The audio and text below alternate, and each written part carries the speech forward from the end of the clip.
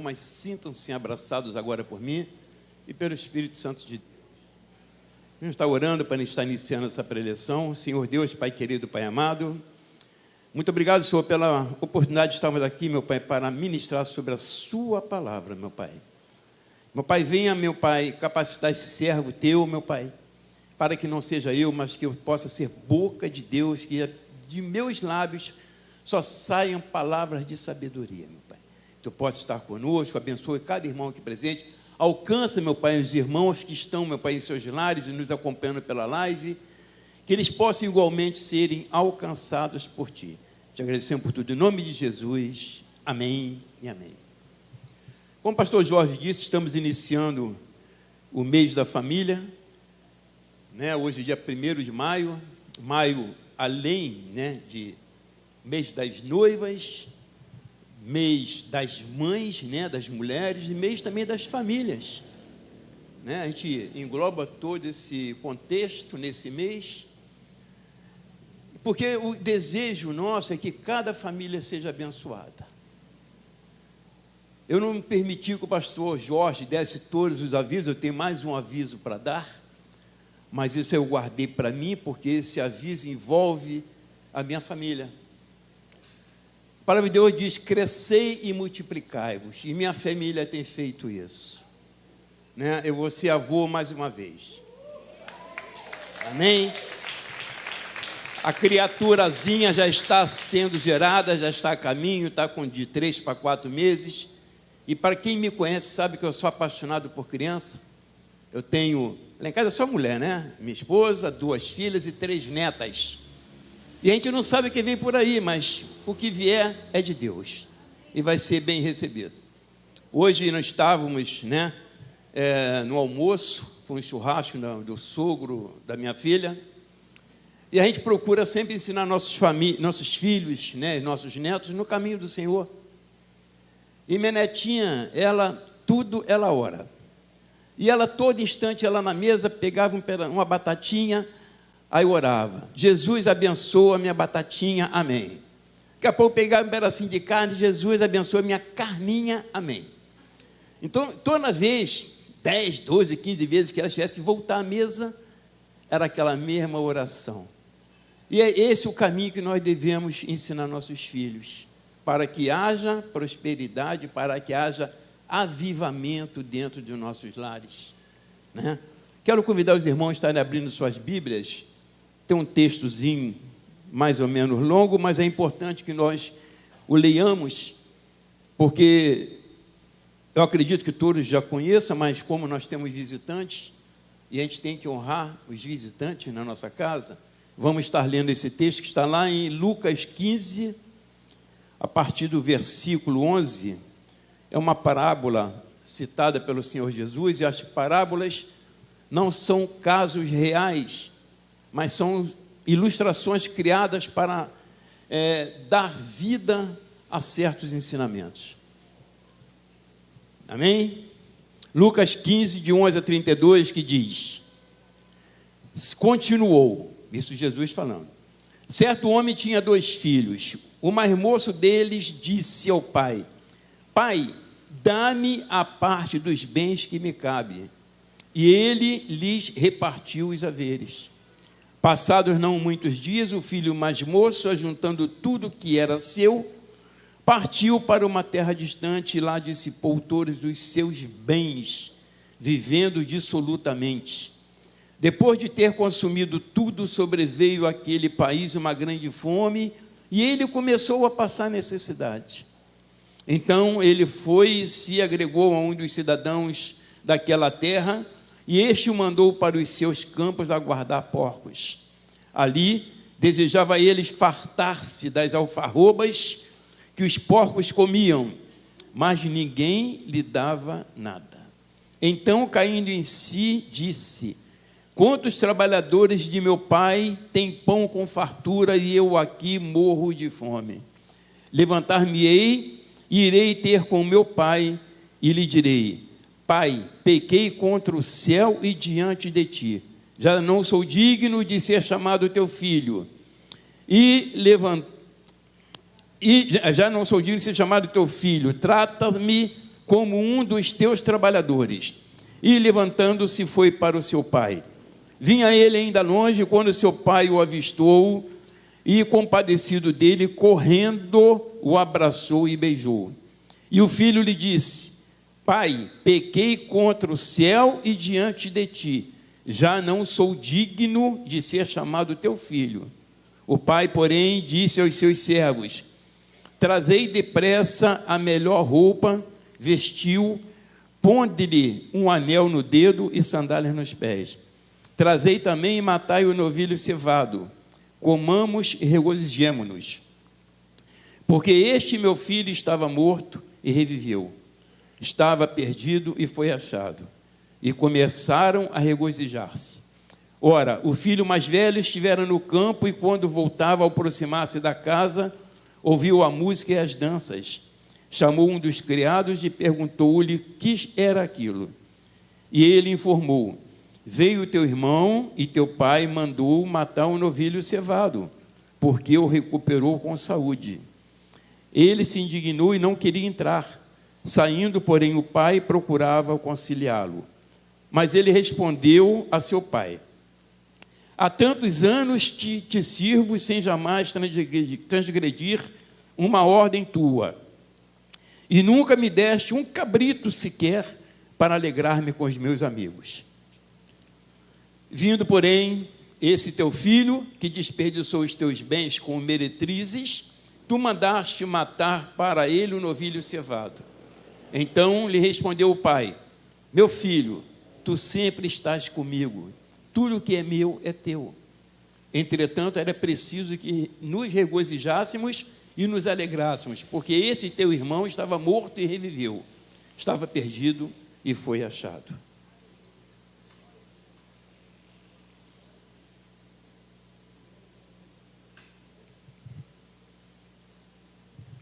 Família é base de tudo. Meu lar é o meu porto seguro. Devo tudo que tenho à minha família. Quantas vezes você já ouviu ou disse alguma dessas frases? Eu creio que a maioria aqui já falou alguma coisa a respeito. Minha família é meu porto seguro, minha família, devo tudo à minha família. E é consenso geral, na verdade, a importância da família de qualquer pessoa. Eu me sinto orgulhoso com a minha família. Eu falei aqui agora, há alguns minutos atrás, da vinda de mais um herdeiro ou herdeira, com alegria no coração, com regozijo. A gente fica feliz com isso, e eu vi que os irmãos ficaram felizes, regozijaram comigo. Porque um ser novo dentro da nossa família, dentro do nosso lar, é para nos alegrar. Luiz Cláudio está aí, que casou a filha agora há poucos dias atrás, ganhou mais um filho, com certeza. Um genro, quando ele faz parte do nosso meio, ele é um filho para nós também. Isso traz alegria para nós. Criada por Deus no início do mundo, a família, ela veio com o objetivo puro e transparente, conforme está no livro de Gênesis 1. Vocês não precisam abrir não, que o multimídia vai estar colocando. Gênesis 1, 28.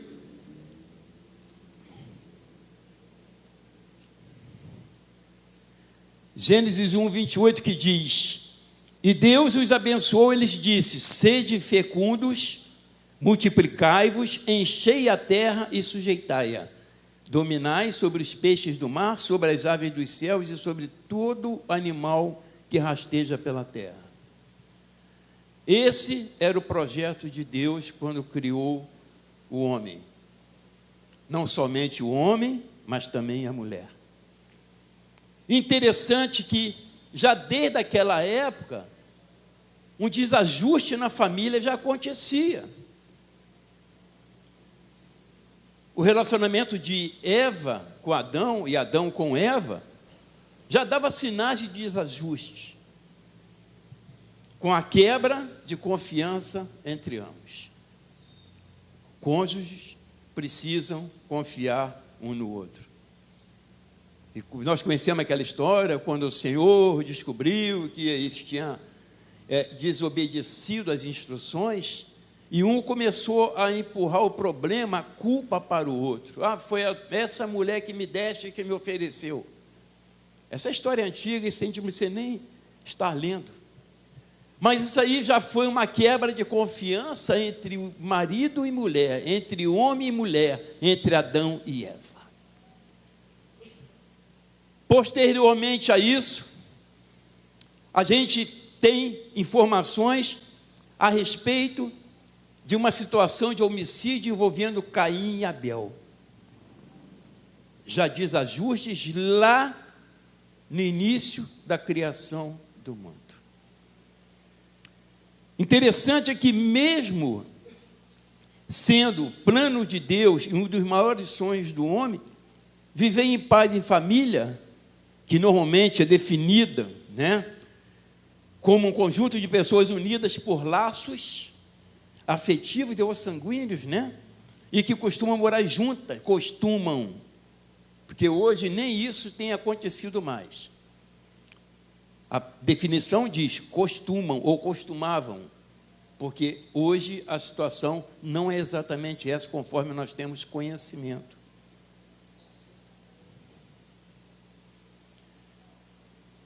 Cada vez mais tem se mostrado um desafio diário, e é um desafio diário manter uma família unida hoje.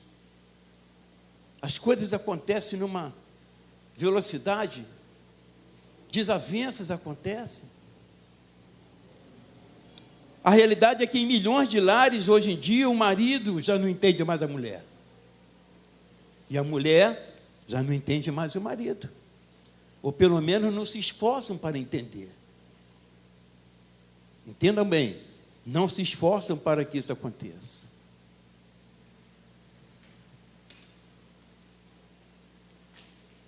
Pais que não conversam com seus filhos.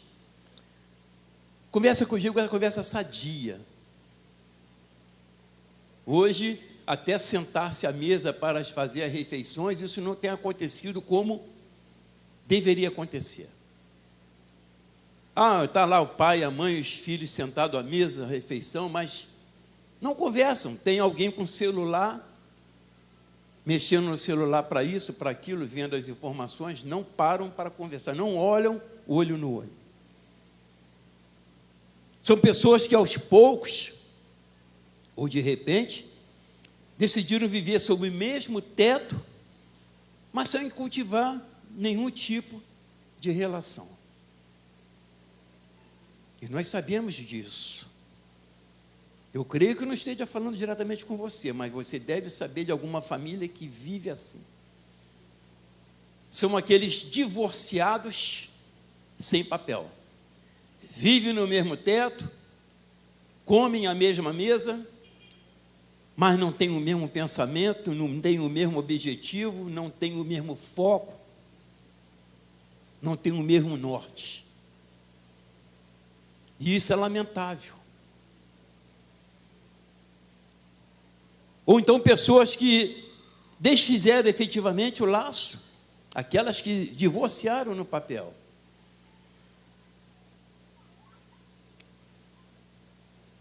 E literalmente se afastaram. Literalmente, que eu digo assim, de fato se afastaram.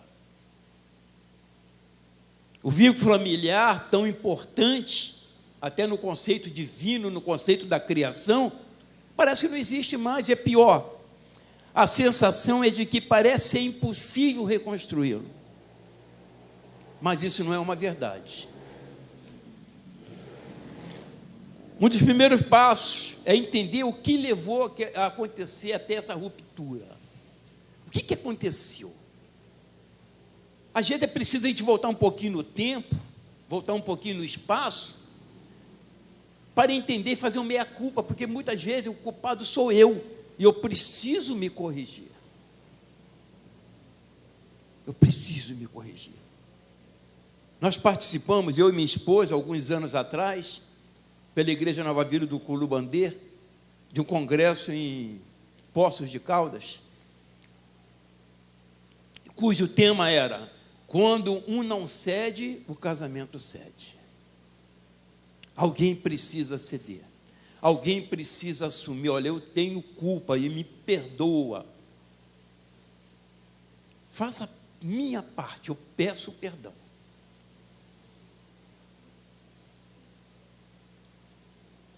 Talvez uma simples conversa possa recolocar as coisas em ordem novamente. Uma simples conversa, olho no olho, aquele momento que você pode estar ali sozinho com a esposa, o cônjuge, né? Não vou dizer com a esposa, porque o cônjuge. É aquele diálogo, aquela conversa, a forma como as pessoas lidam com os problemas, desentendimento, porém, costuma ser o grande entrave nessa manobra. O problema não é o conflito em si. O problema nosso não é o nosso conflito, mas a forma como nós tratamos esse conflito. De que forma nós temos enfrentado as nossas lutas? De que forma? Com qual visão, com qual propósito? Será que eu enfrento o meu problema disposto a resolver? Ou apenas empurrar com a barriga para frente? Eu costumo dizer que os nossos defuntos precisam ser bem sepultados, porque um dia vai exalar mau cheiro. Os problemas que nós deixamos para trás precisam ser resolvidos. Eu não posso ficar, um dia eu resolvo. Um dia quando? Que dia vai acontecer isso?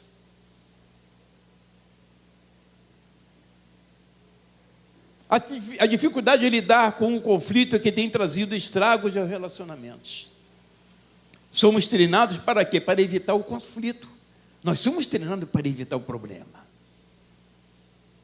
Nós fomos criados, a natureza nossa ser assim. Achando que isto é o que mantém a paz.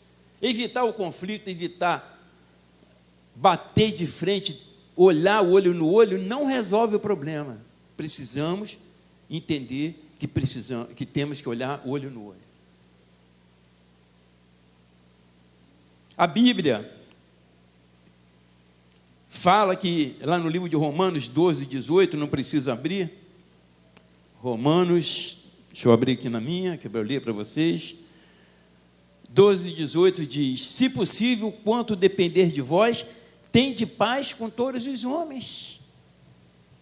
Mas como vamos praticar isso se não temos paz dentro do nosso lar, com as pessoas que nós convivemos o dia inteiro?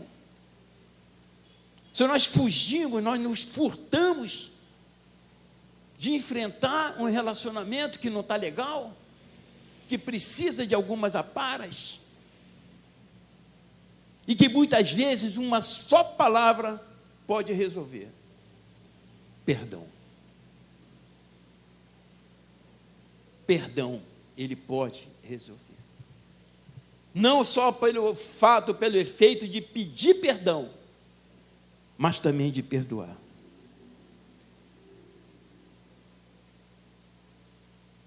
Aqui eu pontuo, dois principais motivos que levam à quebra de laço entre parentes, que são a hipocrisia e a dureza de coração. Coração duro. Coração que não é quebrantado. Aqui estamos num ambiente de paz, mas será que vamos encontrar essa paz dentro do nosso lar? Qual a expectativa que nós temos quando vamos chegar em casa? O que nós temos feito para melhorar esse relacionamento? A hipocrisia solapa a confiança e é a maior inimiga da transparência nos relacionamentos. Isso é um conceitual. E a dureza de coração é a maior inimiga da restauração familiar. Precisamos nos converter.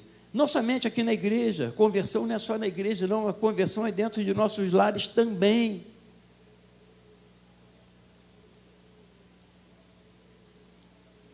E essa dureza, ela impede até mesmo o ofensor de assumir responsabilidade sobre seus atos.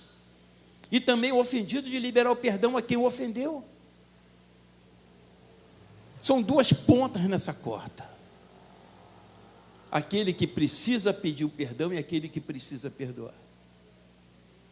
Existem outros tópicos, falta de diálogo, que eu estava falando antes, falta de tempo com qualidade, que eu também falei. Não adianta sentar à mesa para almoçar e alguém está com o celular, preocupado em resolver isso ou aquilo. Precisamos reservar aquele tempo. Olha, esse tempo é para a minha família. Precisamos disponibilizar esse tempo para que isso seja feito. Também, falta de perdão e, sobretudo, a falta de compromisso com a palavra de Deus. Porque a própria Bíblia, a palavra de Deus, nos ensina o caminho a ser seguido. Tudo o que nós temos de fazer. Tudo. O bom convívio familiar é tão importante aos olhos de Deus que um dos 10 mandamentos fala sobre isso. Honra teu pai e tua mãe para que se prolongue os teus dias na terra que o Senhor teu Deus te dá. Está lá no livro de Êxodo 20:12. Honra teu pai e tua mãe. Ah, meus filhos não me honram, mas será que eu honrei meus pais também? É uma cadeia, é uma sequência. Ainda existem outras dezenas de citações bíblicas que enfatizam como é essencial para o homem a vida em família. Como eu digo, o homem aqui é mulher também, tá? O livro de Efésios 6, de 1 a 4, eu vou estar abrindo aqui rapidamente.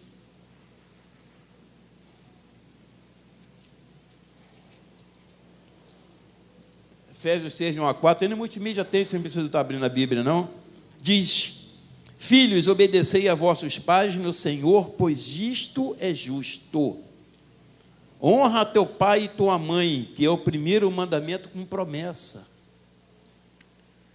para que te vá bem e sejas de longa vida sobre a terra. E vós, pais, não provoqueis vossos filhos a ira, mas criai-vos na disciplina e na admoestação do Senhor.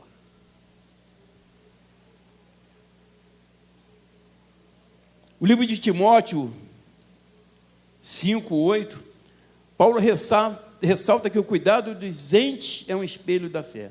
Ora, se ninguém não tem cuidado com os seus, e especialmente com o da própria casa, tem negado a fé e é pior do que o descrente.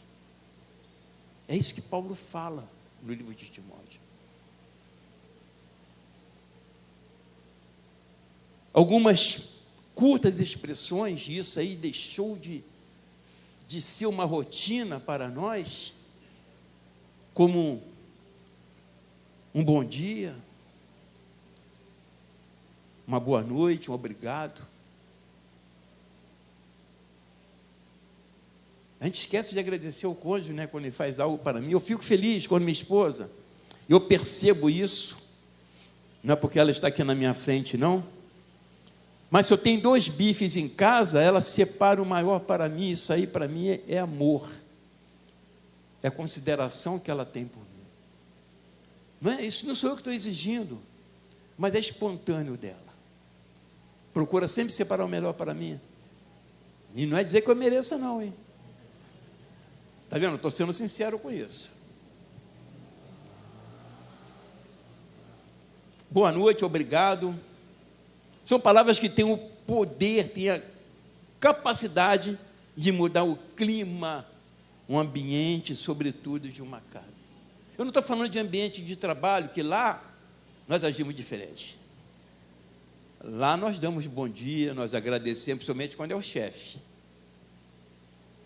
Por que não podemos fazer isso na nossa casa, com nossos entes queridos, com o nosso cônjuge, com nossos filhos? E lá na empresa nós fazemos tudo direitinho. Nossa conduta é outra. Nosso perfil é outro.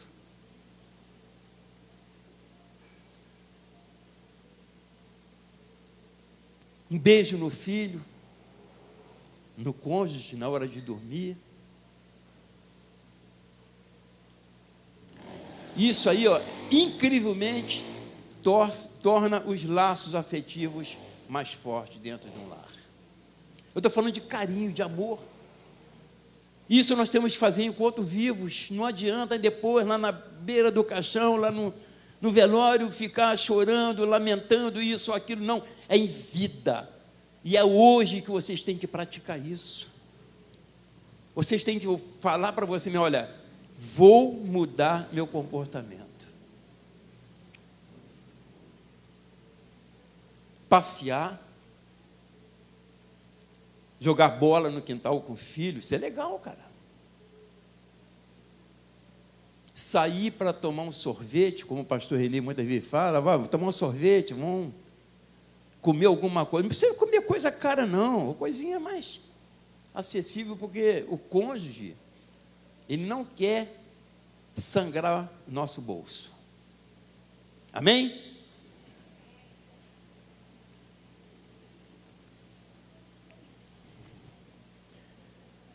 A princípio, isso tudo parece óbvio.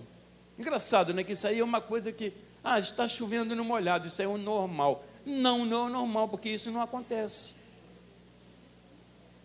Isso na teoria sim, mas na prática isso não acontece. Exceto alguns casos isolados, mas na maioria das casas, na maioria dos lares, isso não acontece. Eu não estou dizendo que estou falando com todos, que na verdade não sou eu pedi o Senhor que falasse por mim, através de mim. Antes de subir, eu estava ali orando com a minha esposa, para que o Senhor me usasse.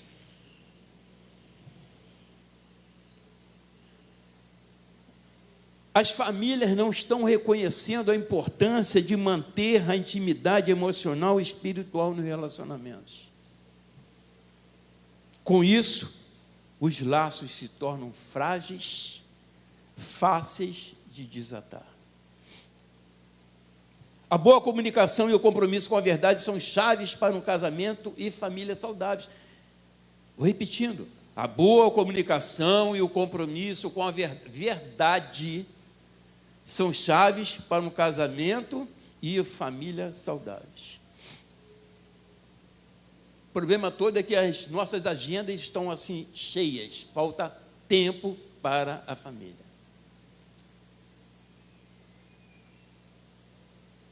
Falta tempo para orar juntos, para brincar, para conversar. É que nem uma consulta, né, com os médicos mais procurados, que você marca a consulta hoje para daqui a 3 meses. A família não. Vamos conversar hoje? Vamos conversar hoje. Tomar um açaí, tomar um sorvete. Está calor, né, hoje? Dá para fazer isso. Em algumas situações, o relacionamento familiar parece ser ainda mais difícil, como quando ocorre o divórcio ou quando um membro não é convertido a Cristo. Isto é um agravante. Já quando um dos membros não é cristão, o que é temente a Deus deve sempre procurar manter a unidade familiar.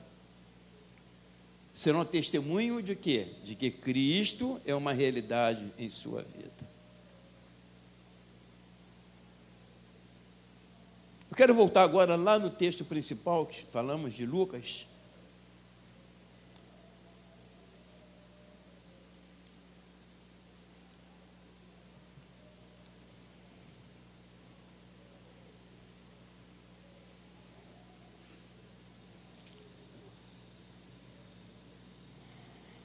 Lucas 15. Nós falamos sobre ruptura, e essa ruptura ela está aqui nos versículos 15, no capítulo 15, versículo 33, que diz aqui, passado não muitos dias, o filho mais moço, ajuntando tudo o que era seu, partiu para uma terra distante e lá dissipou todos os seus bens, vivendo dissolutamente. Houve uma ruptura familiar. Um dos membros resolve sair, meter o pé, como diz aí os mais jovens. chutar o pau da barraca e buscar a própria vida, o próprio caminho, o seu próprio destino, diferentemente daquilo que seu pai me ensinou. Mas existe um tempo de Deus, onde Deus trabalha, onde Deus faz a sua obra e mostra o seu equívoco. E isso consta lá do versículo 14 ao 19, Lucas 15, 14 a 19, que diz: depois de termos consumido tudo, sobreveio àquele país uma grande fome e ele começou a passar necessidade. Então ele foi e se agregou a um dos cidadãos daquela terra, e este o mandou para os seus campos a guardar porcos.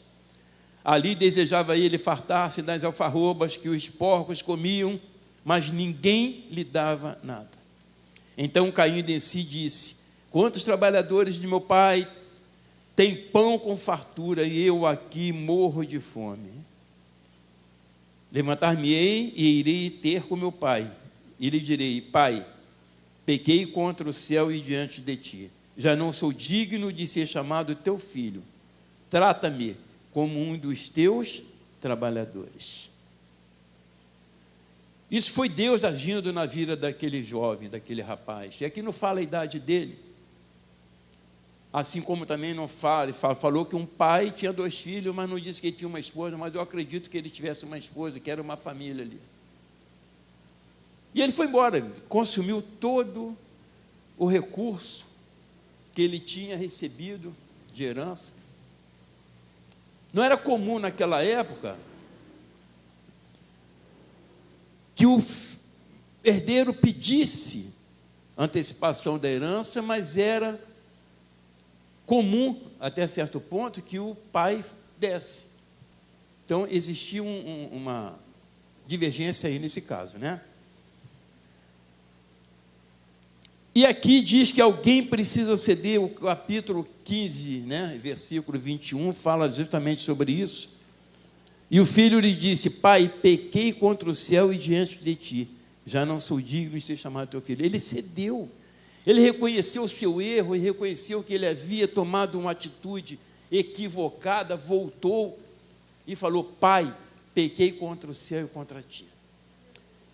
É essa confissão que muitas vezes nós não temos coragem de fazer. Quando nós precisamos voltar, ele voltou para o seu pai. Ele voltou para o seu pai e confessou, né, aqui no versículo, e disse: pai, pequei contra o céu e diante de ti, já não sou digno de ser chamado teu filho. Se humilhou totalmente. Aí o pai que faz, dos versículos 22 a 24, ele tem aceitação, que é o ponto 4, aceitação e regozijo. De 22 a 24, que diz: o pai, porém, disse aos seus servos: trazei depressa a melhor roupa, vestiu-o, ponde-lhe um anel no dedo e sandálias nos pés. Trazei também e matai o novilho cevado, comamos e regozijemo-nos. Interessante que esse pai, ele não acusa o filho. O filho vem, reconhece que errou, afirma que pecou diante dos céus e diante do pai, mas o pai não acusa ele de nada. Existe uma aceitação, existe um perdão.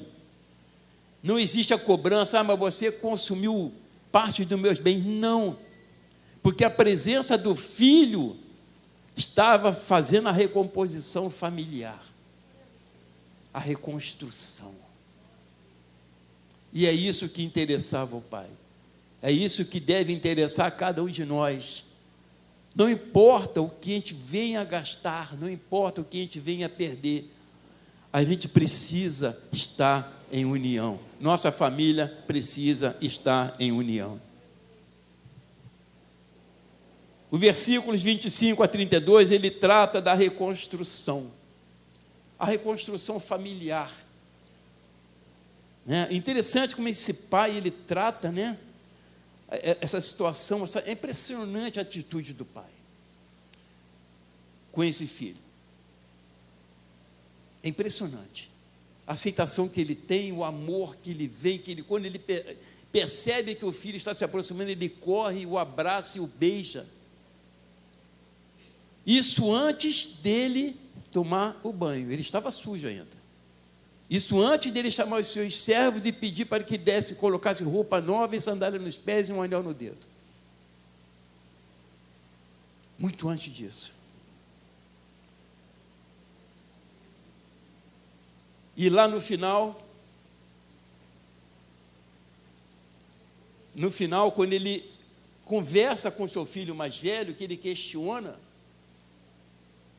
e ele diz: vindo, porém, esse teu filho que desperdiçou os teus bens com meretriz, e tu mandaste matar para ele o novilho cevado.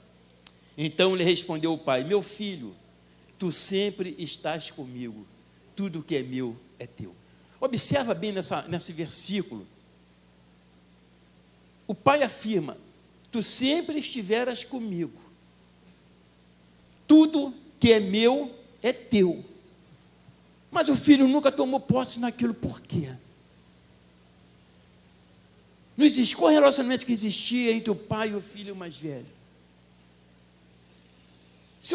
Na minha casa, pelo menos com meu pai, quando era solteiro, o que era nosso, era de todos. Existia um respeito mútuo por isso. Eu podia usar, desde que eu não estivesse subtraindo de alguém. E o pai coloca isso para ele: tu sempre estivera comigo, não usou por quê? Teu filho me pediu, eu concedi a ele. O que é meu é teu. Isso é o que o pai fala para nós. O que ele coloca à nossa disposição, nós precisamos tomar posse disso. Já estou concluindo. Os olhos do pai se voltarem com paixão para aquele filho que estava perdido. Seu coração está cheio de misericórdia quando ele volta. Seus pés saem correndo ao seu encontro.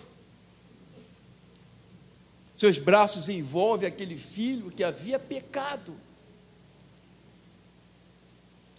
E seus ouvidos ouvem: eu pequei, pai. Eu pequei. Essa confissão nós precisamos fazer. Reconstruir não é uma tarefa fácil. E aquele pai estava preocupado em reconstruir a sua família. Recebeu o filho mais novo e abraçar de igual modo, de igual forma, o filho mais velho. Isso é reconstrução e nós precisamos fazer isso. Nós precisamos colocar nosso joelho no chão. Senhor, onde eu errei, onde eu pequei, o que posso fazer, Senhor, para reconstruir a minha família? Precisamos colocar diante do Pai, não é só você não está aqui sozinho. Desde o início eu falei, a família é projeto de Deus, a sua família é projeto de Deus, o Senhor é responsável igualmente pela sua família, e você não tem que fazer essa reconstrução sozinho. Você precisa chamar ao Senhor, ao Espírito Santo de Deus, para que venha te ajudar. Só Ele pode fazer isso. Mas o certo é que alguém precisa ceder. O perdão só é liberado quando alguém pede esse perdão. É preciso que haja alguma coisa para ser perdoada. Curva sua cabeça. Quero estar orando por você agora.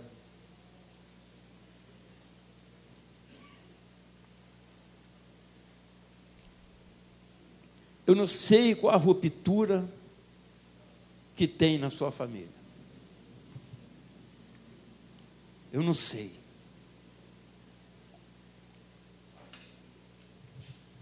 Mas você sabe. Talvez até o motivo dessa ruptura seja você, que precisa confessar seus erros, sua falha, voltar atrás, voltar lá no início, de seu relacionamento, porque essa não foi a proposta de seu casamento. A proposta de um casamento é ser feliz e fazer